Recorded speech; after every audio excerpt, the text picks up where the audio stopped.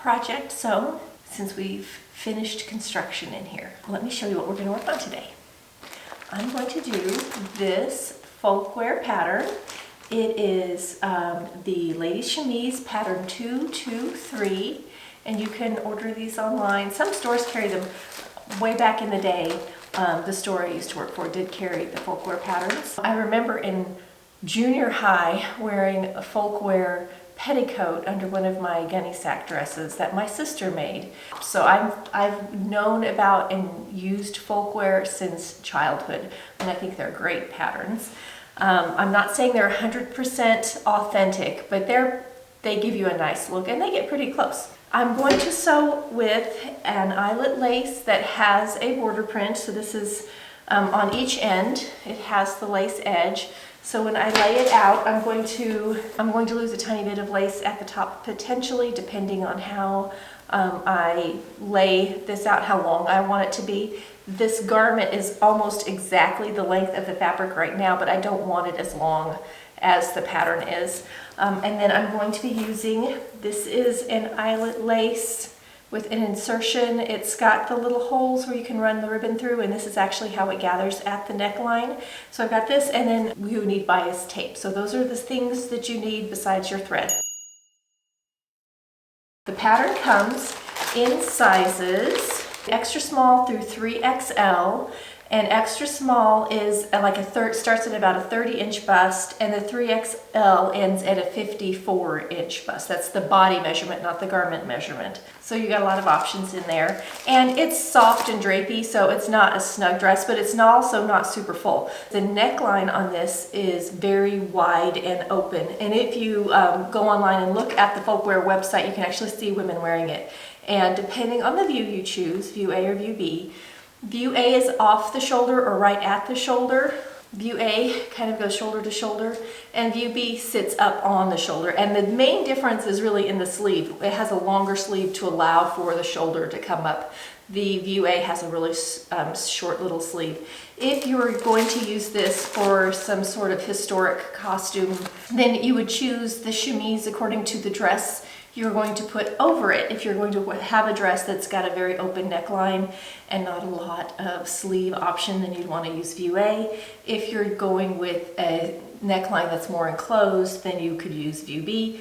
I'm making it as a little summer dress, or maybe as a nightgown. If I'm going to wear it as a little summer dress, I am going to make an under slip out of a very soft white batiste, because this white is just super sheer. And I want it to be soft and breathable and floaty, but I don't want it to be see-through. You can also cut this in a blouse length. I may come back and do a little blouse too, because boy, it would be super cute, summery little blouse with a pair of jeans or a little skirt. Let's start by tracing off our pattern. So I just traced off exactly the size I wanted, transferred all my markings. So I'm going to be doing view B because I want the sleeve a little longer.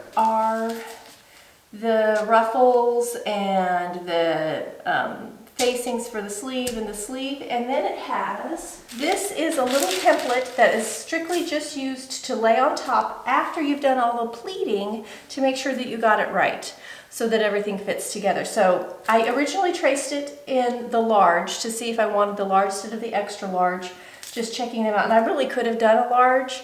I went ahead and went with the extra large and figured I could cinch in the lace and just so it would be a little bit softer and flowier. So you can see I have two lines here. So when I get the pleating done, we actually use this piece to make sure that we pleated everything in properly and that it all fits together. So that's a nice little handy thing that they've given us, and it's for both views. Because I chose to do this lace that already has it's got your insertion piece and the ruffled piece together, I don't need the ruffle pattern pieces. I'm not going to be cutting a separate ruffle. I bought it already done. Where these say ruffle, you can cut them out of lace, or you can cut them out of the self fabric. To cut the length of lace. If you're doing the self fabric, it actually gets folded, I believe, for the ruffle. This is the little sleeve casing, and it really gives you sort of the traditional look in an original garment from this time period. You could definitely use bias tape in place of this. So I'm going to cut out, I think I'm going to be cutting out pattern pieces J and I and G. if I need to, I'll come back and cut these out, but I don't think I need them. Let's get to cutting. All right, so I'm laying out. This is my eyelet, and I have one fold. Pattern piece G, if you're doing the view B, it's the one dress pattern. It's the same front and back, so you're going to cut it 2 times on the fold. So I have one fold here. Now, if you're not cutting with a border print or an eyelet like I am, I'm cutting on the cross grain. You'll be cutting lengthwise grain. So you have to make sure your fabric is wide enough as you go up in sizes that it will fit, because when you go from large to extra large, it adds quite a bit down the center front. It increases quite a few inches. We're just going to cut this out 2 times, just like this, and I'm going to transfer all of these little pleat markings. Now, they look like pin tucks. They look like you could sew them down as a pin tuck, and I will also tell you, if you wanted to use your pleater and pleat this up here, you could do that. It would change how many pleats there are, but you could definitely run this through your pleater and pleat from here to here all the way across, and then pull out the pleats in the little shoulder area. That would work. If you have a pleater, if you know what I'm talking about, if you smock, you could easily smock the front of this. It would be so pretty. I'm tempted to do that. I have another smocked gown. I have 2. I love them. They're just so pretty and soft. I even smocked nylon, like nylon tricot. And it turned out so pretty. I wore that thing to death. What these are is they're just pressed in pleats that get basted, and then the basting lines get pulled out later. So they're here just for the fitting part, and they give a nice little soft gathery effect across the front, but it's actually a sewn down pleat. So I'll be back after the cutting's done. This is pretty straightforward and easy. Okay, I've cut out the main dress pieces, and this is what's left. I believe I have 3.5 yards of fabric. I went in and bought what was left on the bolt, and I asked for 4, and I know it wasn't there, so I'm pretty sure it was 3.5. And what I'm doing is for the sleeve on the eyelet starts right here, and there's like 3 rows of flowers, and then we have 2 little bordery looking curvy spots down here. So I'm going to, and it's the same on both ends. The sleeve is cut on the fold. So I'm just going to cut my sleeve on the flowery only section on both ends. Here I could also cut the flower completely plain, or cut the sleeve completely plain without the little flowery lace bits, but I like that, and it ties back into, the sleeve will tie back into what is at the top of the garment.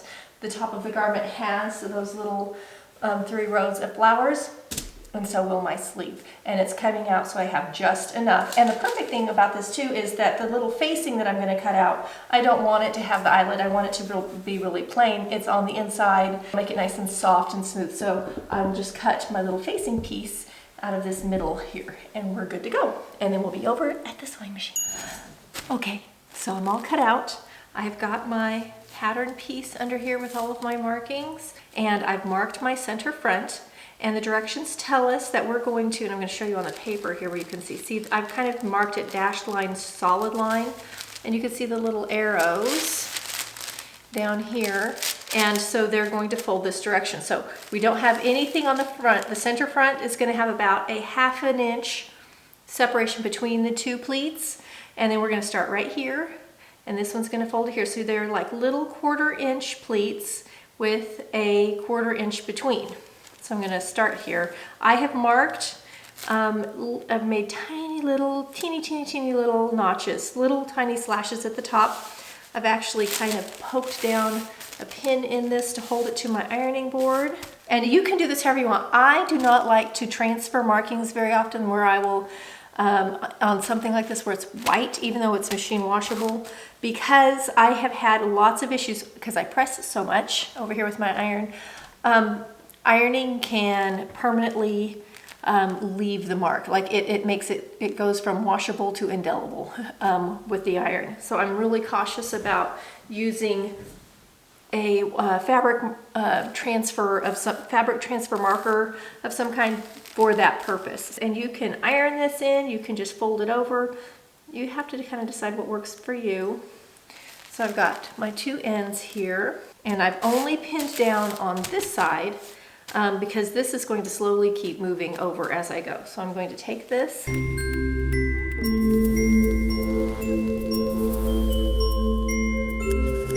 And there's our first little line, and you can press that of course if you want to, and we're just going to keep carrying that over till we have all of these little pleats in. The easiest way, I will say, is if you just draw on it with pencil or use your marker, a fabric marking transfer of some kind like this, but I will tell you that they don't always wash out. I'm really leery of it. In high school, I made a beautiful Vogue pinstripe crepe dress with a notched collar. Like, it was a lot. It wasn't even a dress, it was a suit. It was actually 2 pieces. I worked my tail off. It had so many details. It had welt pockets, it had everything. And it was stunning, and it fit perfectly. But I used the water-soluble blue marker, you know, that you can use that's supposed to just disappear in water. Well, I used that on it, but I did a lot of pressing, welt pockets and stuff. Of course, you're going to press a ton when you're sewing, and it made it permanent. It ruined the garment. I never was able to wear it. It would not come out no matter what I did. It became permanent, and it was ivory with a blue pinstripe.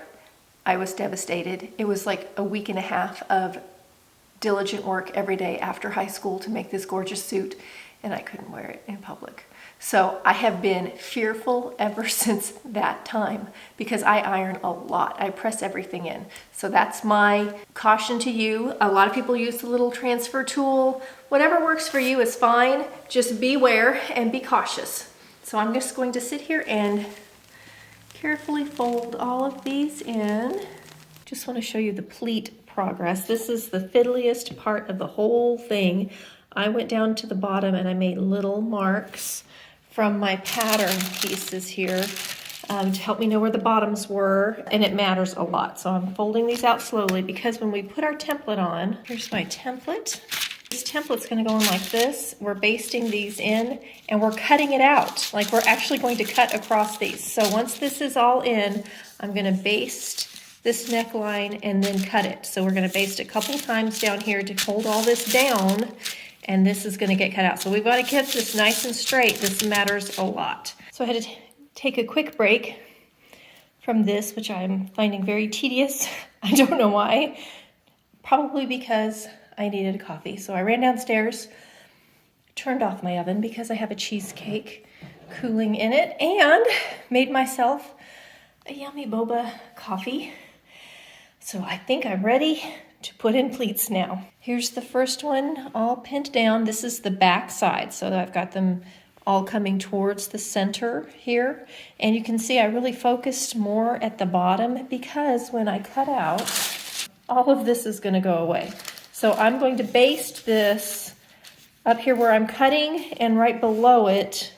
And I'm not as worried about this right up here because what matters is controlling this area. So I've started pinning down here and then I'm working my way up. I was really working hard at getting it perfect, and then I started saying I really needed to go about this high for cutting, so that's what I'm working on. I've got this part perfect, and I'm going to keep moving up slowly and carefully, and then I will start on the other one. You have to do this 2 times, front and back. If I make this again, I almost am certain I will just put this through my smocking pleater.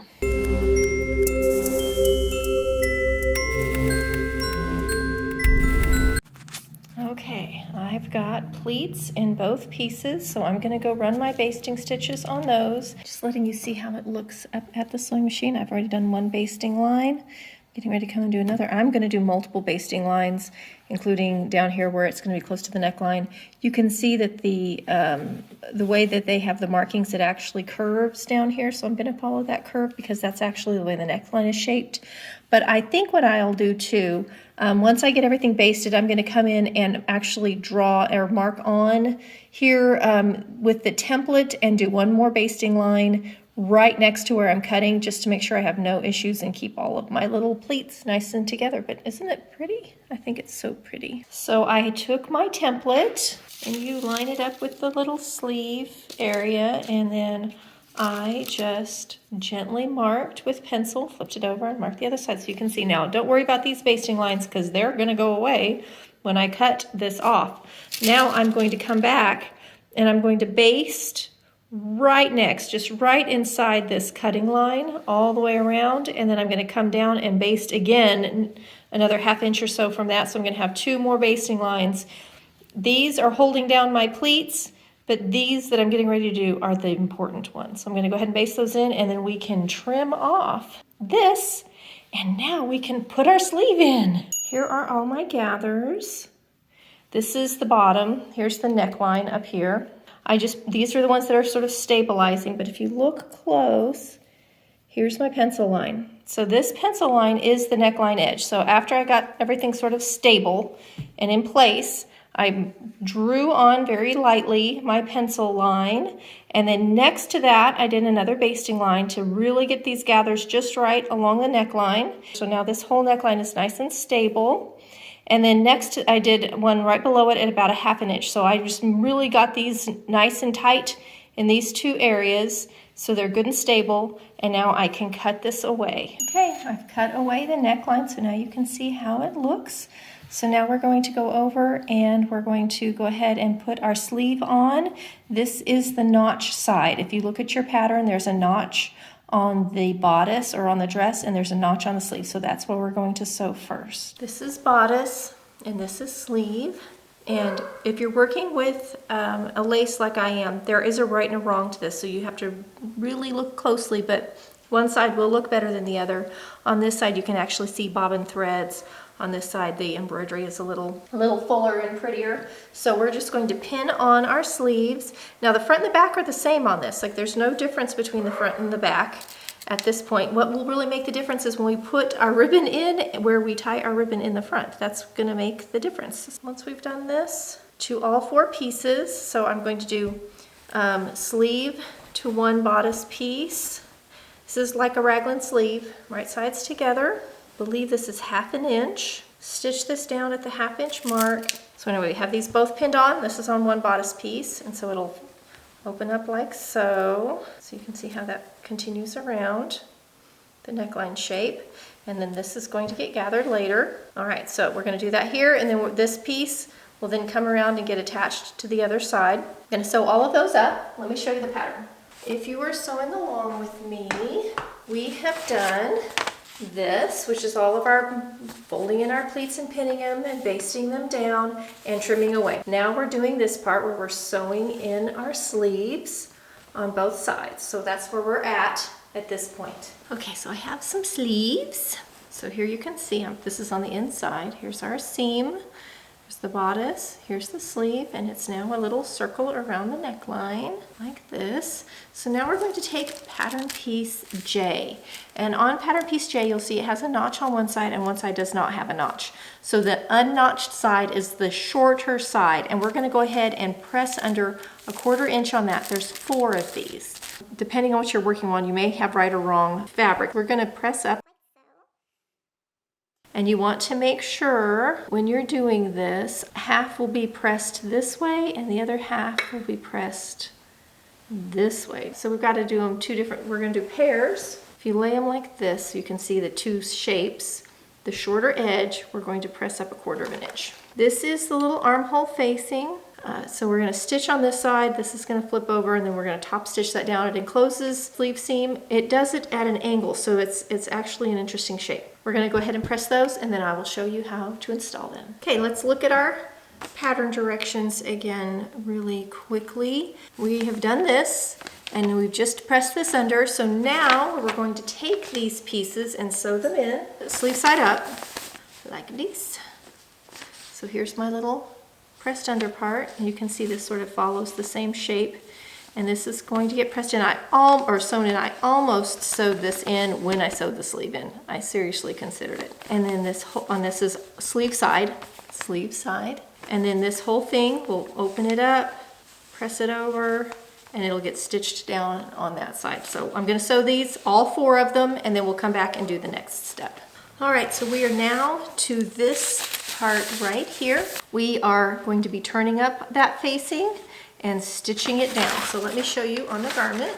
Here's the dress, here's the sleeve, here's our little facing. It's sewn onto the sleeve side, and you can see where we've pressed our 1/4 inch. This whole thing is going to come around like so and get stitched down. It's up to you. I'm just going to machine stitch this on my sewing machine and top stitch it down. You could hand whip stitch it if you want to. Whatever you do, you're going to see little pieces of it on the right side of your garment.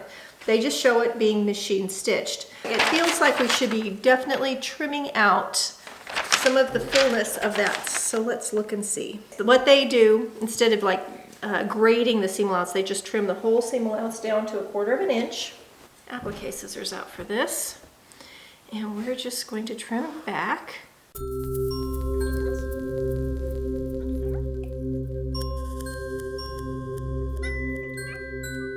See, now all of that's going to fit very easily. I'm going to press this too, so we're going to give it a good pressing. And then that's going to fold over and get stitched. Easy as can be. So we're going to do that for all 4 pieces. So the facing is sewn on the sleeve side and folded towards the bodice side.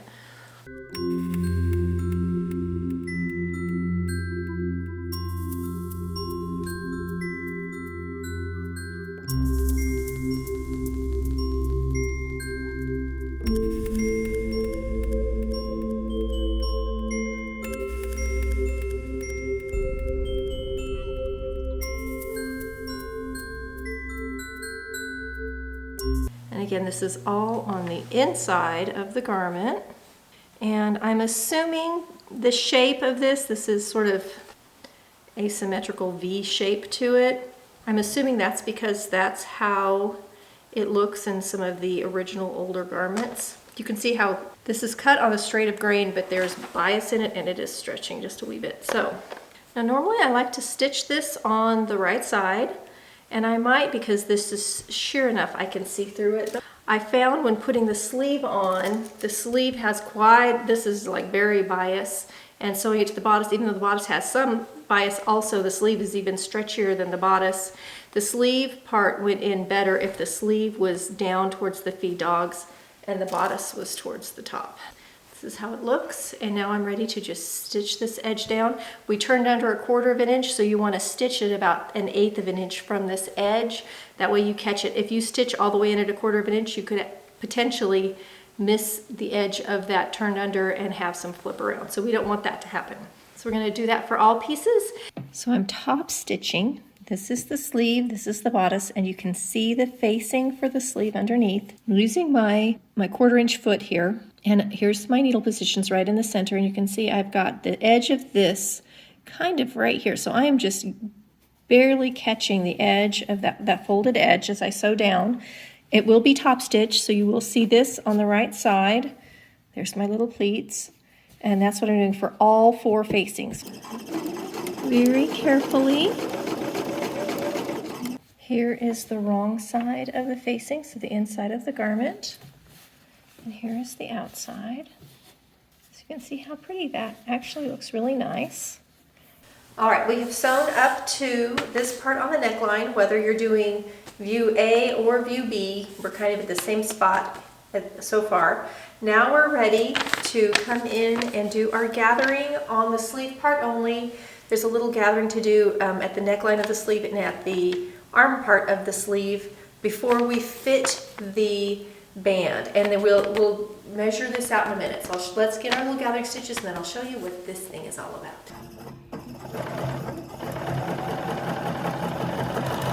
So before we move on and do anything else, we're going to go ahead and do our side seam. I'm choosing to do a French seam. Now this only has a 1/2 inch seam allowance on the side seam and a 1/4 inch seam allowance along the neckline. So it doesn't have a lot of seam allowance. If you've never done a French seam before, I'm going to put up in the little iCard a link to my short little French seam tutorial. Because it's such a narrow seam, I'm going to have to do less than a 1/4 inch for my first seam, flip it around and sew on the 1/2 inch. So it's going to be close to 1/8 inch for the first seam. Normally you do right sides together for a seam, but with the French seam you do wrong sides together. So I'm going to do both side seams real quick. They're going to be French seamed. You could totally serge this if you want to. You can zigzag them. You could finish it with a bias, like you have lots of options. It's a narrow seam though, it's only 1/2 inch. I'm going to just show you, this is my little 1/8 inch seam allowance that I'm doing in preparation for making that French seam. This is the first pass. And I'm using a lightweight fabric, so make sure you use a little bit shorter stitch length. You don't want a 3, you probably want like 2.75 or even a 2.5 maybe. That'll help keep it from gathering on you when you have a lightweight fabric, and it'll make a nice pretty even stitch. Here's part 2 of that seam. So I did 1/8 inch the first time, and the second time I did 3/8, and together that makes a 1/2 inch. This is now on the inside of the garment, and isn't that pretty? If you choose to do like I did, and you want the higher sleeve, but you want the neckline treatment with the insertion lace, you're going to have to do something a little different. So the view A explains the directions on how to sew it on, but you have to use the view B pattern piece K. So pattern piece K is for the neckline casing and facing. So this is our casing. You can cut this out and make a facing out of this, or you can go ahead and do like I'm going to do and use the directions from A, and we're going to use bias tape. We're going to lay our lace across here on the fold on the size we need. So here's our fold line, and cut it. And then we're going to take some pins and we're going to transfer these markings. Now, depending on the size you cut, these markings help us line up this insertion and get the gathers right on the sleeve. So that's pretty important. While here, go ahead and pull out the sheet that has view A on it, and it has the view B sleeve band.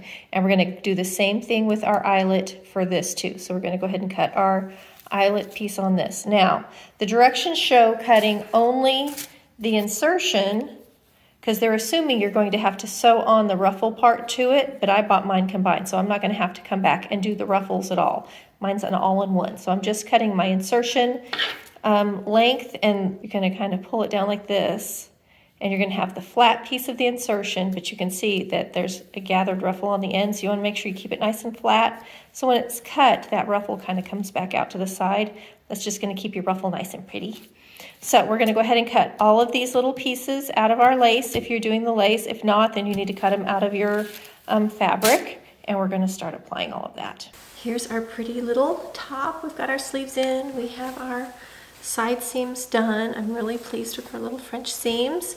All of these strings, for the most part, are basting lines, so I want to keep all of my little extra tails for now because I need them for gathering up. So we've got two sets of lace. One is for the sleeve, so I'm going to do my 1/4 inch seam allowance, and then I'm going to do a seam finish. You could serge this together, you could zigzag them together, you could press it open and zigzag each one individually.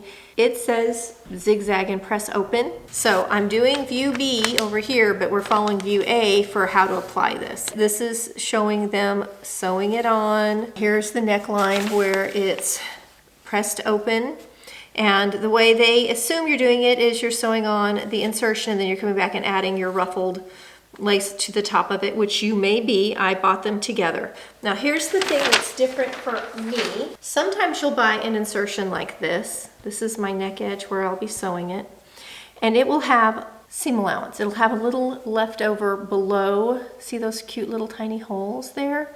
There'll be something left below that that you can kind of sew and flip over. But on mine, I don't have that. These little holes are meant to show.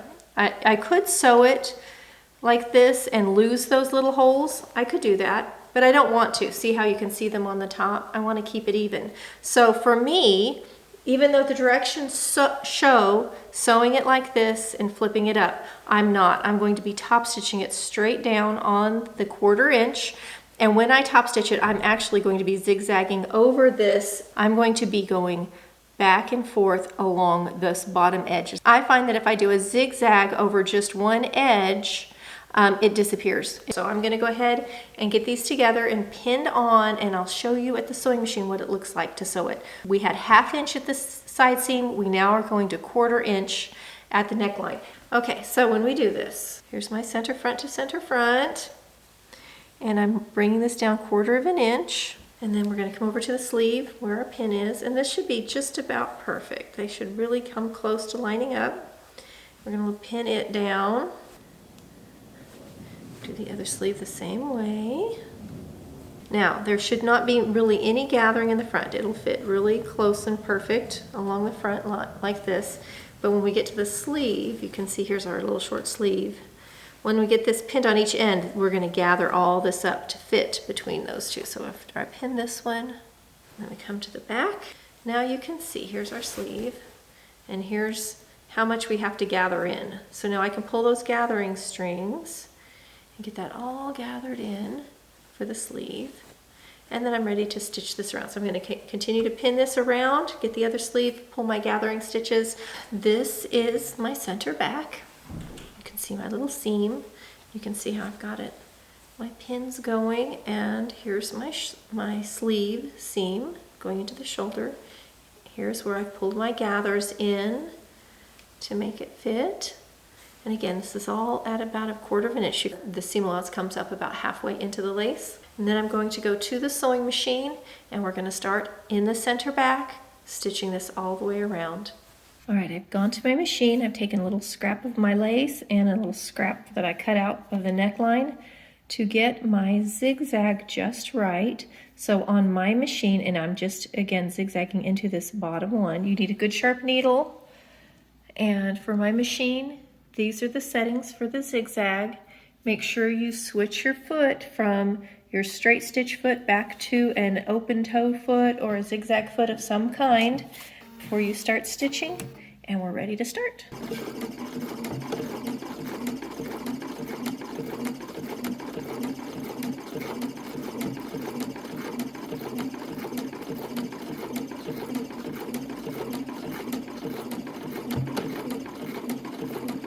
And there's how the stitch looks.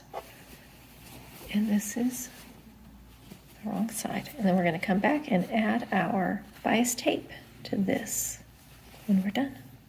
Okay, we're going to now do our bias casing. I have all of my lace on. Isn't that pretty? I'm just really happy. I'm happy with this eyelet look that goes nice with my eyelet hem. Because I have this, I will not be doing a hem in the bottom of this. So if you've done your side seam, you can go ahead and put a hem in if you want to. You can apply a lace to the bottom. You have options. I'm not having to do anything because mine has a beautiful lace embroidery at the bottom.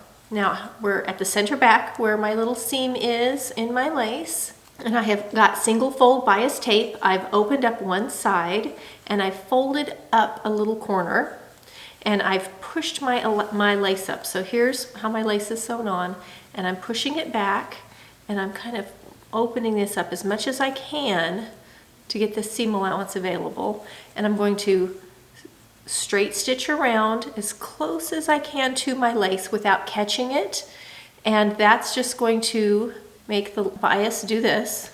So it'll be sewn on like that. And then I'll fold the whole thing down, and you can see how that encloses that seam. And then this is what's going to be on the inside. So you're going to have this lace like this, with the bias stitched on and folded under. And once it's folded under, we will either hand whip it or top stitch down the other end of this bias, and that will close it in. The reason I fold under this part right here is when we come back around the other side and we're sewing this one in, this one will cross. This is where it starts, so this is where it ends. Where it ends will cross where it starts. And if I have that folded over, see how that's finished off? And I just think it makes for a prettier finish. So that's what we're going to do. All right, I'm gonna head to the sewing machine and just start straight stitching this around, and then the neckline will be pretty well close to finished. After that, we'll head to sleeve. And because of how this is done, see the top of the sleeve, the neckline is done. So we just have to do the hem of the sleeve. And it's going to be pretty similar to how we did this. I just want to give you another view of adding the bias onto the neckline, and I find it's easier to use my zipper foot for this because a straight stitch foot or zigzag foot is going to be very uneven. You're going to be sitting on this folded back piece, and it's quite a step down to the fabric below where your seam allowance is. So if you use your zipper foot, it's going to zip right along. Just move your needle position over. That also makes it so you can get a little closer to that lace edge. Look at all of our pretty little lace. This is the center back. So here's our pretty little lace. I've got my bias added, and it's not touching. You can see there's a little bit of space between. I'm going to come up here where it's easier for you to see. And what we're going to do is we're going to just press down that bias and put a pin in it. Pin it into submission here all the way around. Now we've got our old basting stitches here, which we're going to eventually be pulling out because we're going to come through and stitch this down all the way around. Now you could come in and hand pick it if you want to. I am going to machine top stitch it. So there will be a machine top stitching line. It's going to kind of look like this does all the way around, including in the sleeve, and that's holding down this bias. As always, when I do this, I start back here at the back where these overlap, this is my starting point. Nice thing about bias, because it does have, we do need to have a little bit of give because of the shape of this neckline, but we're just gonna go top stitch it. So I was zigzagging, now I'm top stitching, switching back and forth. I sewed this on with my zipper foot, so I'm going to switch back to my straight stitch foot now for stitching this. So once we've got this all the way around, the neckline is done other than adding the piece of ribbon that's gonna go through here, and we're gonna go on to sleeves. Look at how pretty that is. Now I haven't put my ribbon in, I haven't pulled out my basting stitches, all of that's not done yet, but look at, you can just see how pretty it is. So this is completed. Here's the inside, there's my bias along the inside. Everything's nice and finished. So the sleeve seam is completely covered, my neckline seam is completely covered. I did French seams for the side seam, so those are covered. Now what we just did for this neckline, we're gonna do again for the sleeve, and then we're done, because I've already hemmed it. If you have a different fabric, don't forget to put your hem in. You can add lace to the bottom if you want to. So the sleeve is done the same way. We have our little pieces cut. I'm going to zigzag my edges, sew my 1/4 inch, pin it on, and then I'll gather in to get all the gathers. Remember with sleeves, you don't want gathers in the underarm. You want the gathers to be on the top of the arm because you don't want gathers in your armpit. So, and it has markings. It shows where to start your gathers. So they're not in the armpit. They start over a little bit. So all this is going to get gathered into, and you can change this. Like if you want all the gathers really on the outside only and most of this smooth, you can do that. If you want it evenly between there, you can do that. It's just a little bit of a design difference. Otherwise, it's going to get sewn exactly like we just did our neckline. Go finish your sleeves. I'm going to go finish my sleeves, and we'll be back to look at our finished project. Here's our beautiful finished little chemise. And it would make a lovely summer nightgown, but I think it would also be really cute as a little summer dress. It could even be belted if you wanted to with another ribbon. This is not a beginner pattern. Nothing in it is particularly difficult. It's just sort of an old-fashioned way of sewing because of the types of laces you're using, doing the bias, the narrower seam allowance, some of that thing. So if you just give yourself extra time, be willing to take breaks when you're working on it if you're a newer sewist, if you're more of a beginner. I chose to do an eyelet lace with an eyelet lace border print. You could definitely do this in like a batiste, and delicate little cotton would be great. It would be very pretty if you did a different type, if you didn't have a border print like this, to add a lace trim similar to the lace that you did at the top. This is a pretty authentic, I'm not saying it's exactly the same as a pattern from the time period, which would be, chemises were worn for hundreds of years, but one similar to this would have been sort of turn of the last centuries. Late 1800s, early 1900s, you might have seen a gown similar to this. The one with the wider shoulder, maybe even a little earlier when they were doing the very open necklines and the empire waist or the empire waistline, some sort of empire period. Give it a try. If you don't want to do the lace insertion, which it actually is faster maybe than doing all of the little extra casings and making your own ruffle. I did make this shorter, so if you were to make this according to the pattern, it would be about 6 or 7 inches longer. That's how much I shortened it by, so you can kind of see it's right at the knee-ish length for me. I want a little summer, soft, lightweight nightie, and that's what I'm going to wear it for. If you like the dress I'm wearing, click the iCard to watch the video on how I made this. And if you'd like to see the renovation videos of this sewing room, I'll put those in now. See you next week for another fun video.